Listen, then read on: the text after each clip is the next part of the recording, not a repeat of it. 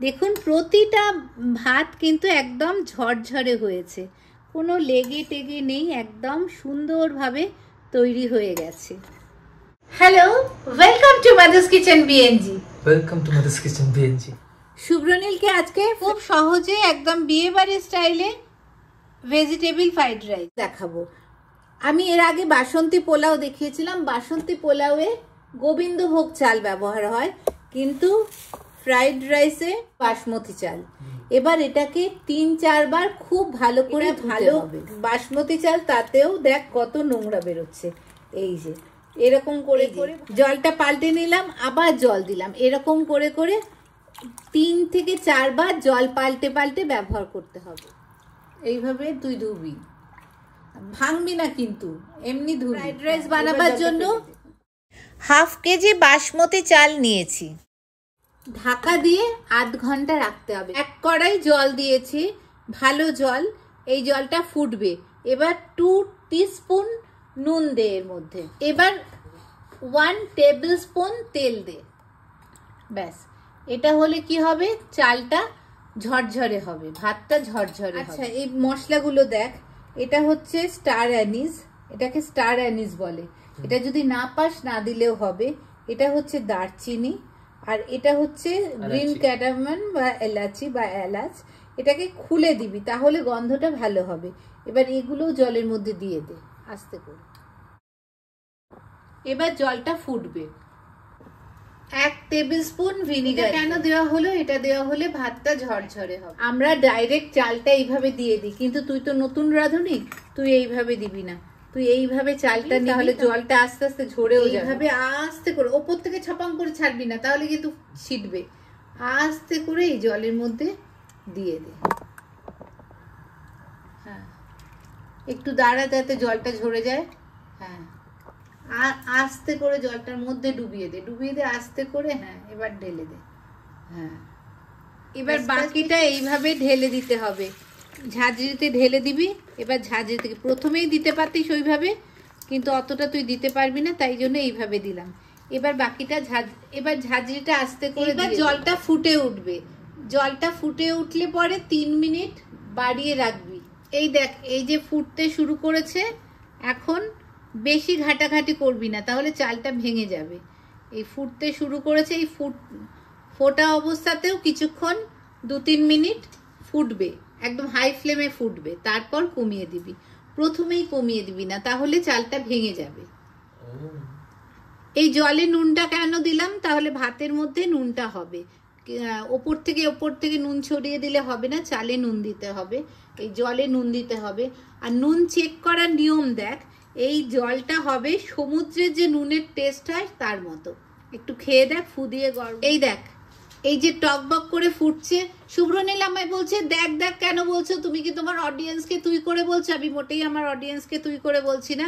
আমার অডিয়েন্স জানে আমি আপনি করেই বলি, আর অডিয়েন্স জানে আমি এটা শুভ্রনীলকে শেখাচ্ছি। যাই হোক, এই যে চালটা দেখ লাফালাফি করছে, এই অনেকটা হয়ে গেছে, এবারে কমিয়ে দিবি। এবার বেশ খানিকটা হওয়ার পরে 2-3 মিনিট হয়েছে, এবার কমিয়ে দেব। ভাতটা হয়ে যাওয়ার আগে তুলে নিতে হবে। এই যে ভাতটা অলমোস্ট হয়ে গেছে, কিন্তু এখনো পুরো হয়নি। কাঁচা অবস্থায় কিন্তু তোলা যাবে না। এই যে ভাতটা হয়ে গেছে, এখন একটু খেয়ে দেখতে হবে। মনে হচ্ছে আরেকটু সেদ্ধ হলে ভালো হতো। যখনই মনে হবে আরেকটু সেদ্ধ হলে ভালো হতো, ওই সময় গ্যাসটা বন্ধ করে দেব। গ্যাসটা বন্ধ করে দিলাম। আচ্ছা, শুভ্রনীলের একটা প্রশ্ন আছে, বলছে সব সময় তো চালটা খেয়ে মনে হতে পারে যে আরেকটু হতে পারে। সেটা নয়, মুখে দিলে চাল চাল লাগলে হবে না, ভাত হয়ে যাবে, কিন্তু মনে হবে যে আরেকটু সেদ্ধ হলে ভালো হতো, ওরকম সময় বন্ধ করতে হবে। আচ্ছা, এরকম বড় বাটি, এরকম বড় একটা বাটি নিলাম, তার উপর এরকম একটা ছড়ানো ঝাঁঝরি দরকার। এবার ভাতটা এর মধ্যে ঢালতে হবে। তুই কি পারবি? হ্যাঁ, পারবো। সাবধানে কিন্তু, এমন ভাবে বসাবি যেন স্লিপ না করে। ঠিক আছে?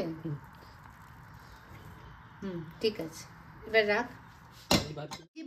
এই যে ভাতটা আছে, এটাও একটু ঠান্ডা জল দিয়ে, ভালো ঠান্ডা জল এর মধ্যে দিয়ে দিলাম। খুন্তি নিয়ে নিয়ে সবটা ভাত এর মধ্যে দিয়ে দিতে হবে। এবার ওই ঠান্ডা জলটাও এর মধ্যে ঢেলে দেব। ঢেলে দিচ্ছে শুভ্রনীল। এইবারে এই ভাতটা পুরোটা একটু ছড়িয়ে দিতে হবে। এই ভাতটা এবার একটু ফ্যানের নিচে ঠান্ডা করতে দেবো, একটা কিছু ভালো ঢাকা দিয়ে রেখে ফ্যানের নিচে ঠান্ডা করতে দেবো। ফ্রাইড রাইসটা বানাবার জন্য একটা বড় গাজর লাগবে, 250 গ্রাম বিনস, ফ্রেঞ্চ বিনস, আর একটা ক্যাপসিকাম। এটা এখানে রেড, ইয়েলো, গ্রিন ক্যাপসিকামও দিতে পারিস বা নর্মাল ক্যাপসিকাম। সবজিগুলো 3টে বাটিতে জল দিয়ে ভালো করে ভেজালাম। এখন 3টে আলাদা আলাদাতে কেন ভেজালাম? কারণ 3টে একসাথে রান্না হবে না। গাজর রান্না করতে বেশি টাইম লাগে, তাই গাজর ফার্স্টে রান্না হবে। আর গাজর যখন অলমোস্ট রান্না হয়ে যাবে তখন ক্যাপসিকাম দেব। ক্যাপসিকাম যদি একসাথে দিই তাহলে ক্যাপসিকামের রং চলে যাবে আর ক্যাপসিকাম ভীষণ নরম হয়ে যাবে, সেটা খেতে ভালো লাগবে। গাজর ফার্স্টে খোসা ছাড়াবি না, গাজরের ফার্স্টে এই যে মাথার যে জায়গাটা আছে এটা কেটে ফেলে দিতে হয়, আর এই যে নিচের জায়গাটাও এটাও কেটে ফেলে দিতে হয়। এবার খোসা ছাড়া, আর এটা খুব সাবধান, কিন্তু ভীষণ ধার।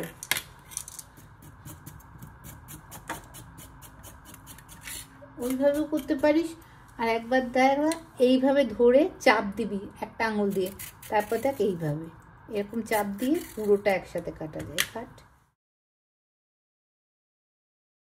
আচ্ছা, খোসা ছাড়ানো হয়ে গেছে, এবার কিভাবে কাটতে চাস তুই? আঙুল খুব সাবধান। এই যে এই দিকটা ছোট আছে, এটা আগে কেটে নে, এই যে ধরতে সুবিধা হবে, গ্রিপটা পাবি। শেফকে দেখেছি এরকম ভাবে কাটছিল। শেফটা খুব বড় বড় শেফের ব্যাপার আলাদা, আগে তো নর্মাল রান্না শেখ না, শেফেদের ব্যাপার পরে হবে, কায়দার রান্না পরে হবে। আগে নর্মাল রান্না কর, পরে কায়দার রান্না করতেই পারিস। গাড়ি চালানোর সময় যেটা বলি, আগে গাড়ি চালানো শেখ, স্পিড তো যে কোনো সময়ই করা যায়। খুব কুচি কুচি করার দরকার নেই, এরকম ভাবে কয়েকটা বড় টুকরো করবি আর এরকম করে নি, তাহলেই হবে। অনেকটা সময় বিনসে না এরকম একটা সুতো সুতো থাকে, তখন ওই সুতোটাকে এইভাবে টেনে দিতে হয়। কিন্তু এই বিনসটা খুব ভালো, এটাতে কোনো প্রবলেম নেই। এটা জাস্ট মাথাটা কেটে নিয়ে এরকমভাবে ছোট ছোট করে কেটে নে। দেখ, প্রথমে দেখে নিবি সুতো সুতো বেরোচ্ছে কিনা, যে দেখলি নেই, কি করবি, সব একসাথে জড়ো কর, সব কটার মাথা একসাথে ঘেঁচা, ফু হয়ে গেল। এবারে সব কটা একসাথে ধর, এবারে এরকম করে এই যে টুকরো টুকরো হয়ে যাবে একসাথে।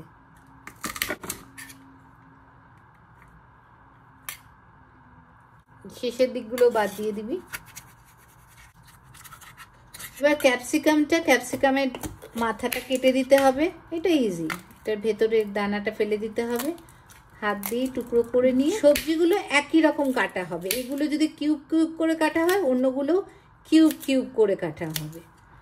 এখন নতুন রাঁধুনি, বেশি কায়দার কাটিং এর দরকার নেই, জাস্ট টুকরো টুকরো করে দিলেই হবে। প্রথমে রান্না করার আগেই এইভাবে গ্যাস জ্বালিয়ে কড়াই শুকোতে হয়, কড়াইয়ে যেন কোনো জল না থাকে।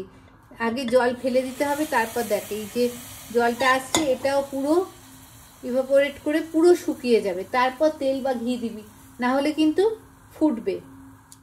এটা বিয়েবাড়ি স্টাইলের ফ্রাইড রাইস দেখাচ্ছি। 2 টেবিল স্পুন ঘি দে, 1 টেবিল স্পুন তেল দে, তেজপাতা, এটা হচ্ছে দারচিনি, ছোট এলাচ সবসময় এরকম ফাটিয়ে দিবি, না হলে কিন্তু তেলে পড়লে ফাটবে, আর 3-4টে লবঙ্গ। ঘির মিশ্রণটা গরম হয়ে গেছে, এবারে এইটা আস্তে করে দিয়ে দে।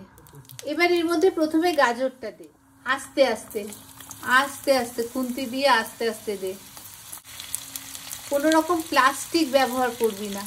খুন্তিটা সবসময় নিচে থেকে ওপরে তুলবি, এইভাবে গোল গোল ঘোরাবি না। এবার বিনসগুলো দিয়ে দে, এবার একটু বারবার নাড়াতে হবে না, এবার এটা আস্তে আস্তে তৈরি হোক, এটা আস্তে আস্তে রান্না হোক। 1/2 টিস্পুনের থেকে একটু কম নুন দিয়ে দিলাম, আবার মিশিয়ে দিতে হবে। আচ্ছা, সবসময় যে বাড়িয়ে দিলেই তাড়াতাড়ি রান্না হবে তা কিন্তু নয়, সবসময় রান্না ভালো হয় কমিয়ে দিয়ে। এটাকে কমিয়ে দিয়ে আর একটা ঢাকা দিই। মনে রাখবি একদম ঘড়ি ধরে 2 মিনিট হলেই হয়ে যাবে, ঠিক আছে? 2 মিনিট পরে আসতে হবে। 1 মুঠো কাজু, জলটা পাল্টে নিলাম, এবারে 1 মুঠো কিশমিশ এর মধ্যে ভেজাতে দিলাম। 2 মিনিট হয়ে গেছে, এবার কাজুটা দিয়ে দে এর মধ্যে, ব্যাস এবার ভাজতে থাক। আচ্ছা, এগুলো ভাজা ভাজা হয়ে গেছে। এবার ক্যাপসিকামটা এর মধ্যে দিয়ে দেবো। ক্যাপসিকাম কিন্তু বেশিক্ষণ ভাজা হবে না, একটু নাড়াচাড়া করলেই হয়ে যাবে। তেজপাতাগুলো আর এখন লাগবে না, আমি তুলে দিচ্ছি। এবারে ভাতটা আস্তে আস্তে ভাতটা এর মধ্যে দেব। এবার আস্তে করে মেশা, বেশি জোরে জোরে নয় কিন্তু ঘ্যাট হয়ে যাবে না, ওইভাবে নয়, সব সময় এইভাবে নিচে থেকে ওপরে এইভাবে জিনিসটা হবে, এইভাবে মিশবে নিচে থেকে ওপরে।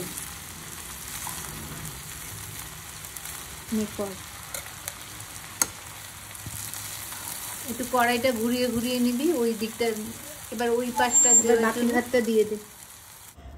খুব আস্তে আস্তে বাকি ভাতটা দিয়ে দিতে হবে, খুব আস্তে আস্তে। এবার আবার খুব আস্তে আস্তে নিচে থেকে ওপরে এইভাবে আস্তে আস্তে ভাতটা মিশিয়ে দিতে হবে। কি সুন্দর ঝরঝরে ভাতটা হয়েছে, একদম একদম সুন্দর ঝরঝরে ফ্রাইড রাইস। আচ্ছা, কিশমিশটা জল থেকে তুলে দেওয়া হবে, কিশমিশটা আরেকটু আগে দিতে হতো, আমি ভুলে গেছি।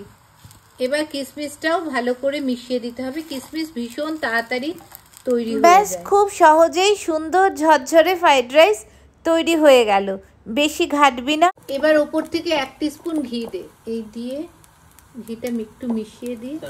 এইবার একটু এরকম ভাবে মিশিয়ে দিচ্ছি, পরে না হ্যাঁ তার তেজপাতা।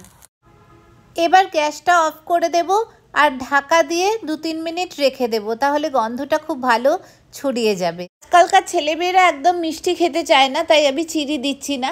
যদি আপনারা মিষ্টি খেতে চান, একটু মিষ্টি মিষ্টি ভালো লাগে, তাহলে 1 টেবিল স্পুন বা 2 টেবিল স্পুন চিনি দিতে পারেন। 2 মিনিট পরে দেখছি কেমন হয়েছে। ব্যাস, রান্না হয়ে গেছে। এবার ঢাকাটা খুলে দেখাই। ও ওয়াও, কি সুন্দর হয়েছে। কাজু কিশমিশ ভেজ সমস্ত কিছু আছে, কি সুন্দর ভেজ ফ্রাইড রাইস তৈরি হয়ে গেল। দেখুন, প্রতিটা ভাত কিন্তু একদম ঝরঝরে হয়েছে, কোনো লেগে টেগে নেই, একদম সুন্দরভাবে তৈরি হয়ে গেছে।